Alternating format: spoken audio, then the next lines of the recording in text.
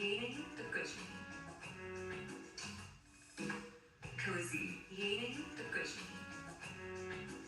मीरा सफेद तुरंत खुले भरपूर छाप है और इसकी स्मार्ट साइंस के स्मार्ट केयर और फ्रेशनेस मेरी चॉइस मीरा सफेद।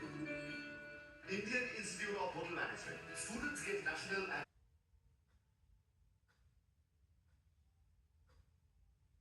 वो लोग जितना भी है वो लोग का अपना मर्जी है, अपना पार्टी का सिद्धांत है, वो डिसीजन लिया है, उसमें मैं क्या टिप्पणी करना है।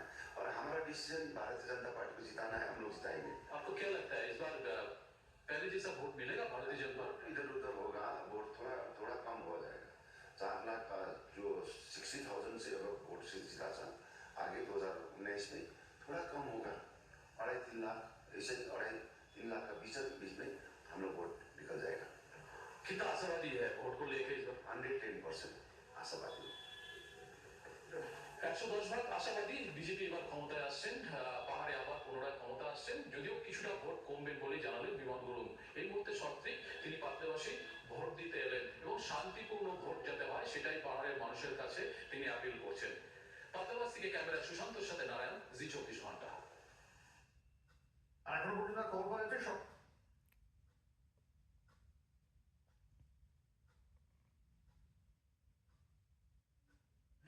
রায়গঞ্জে 16.46% পর্যন্ত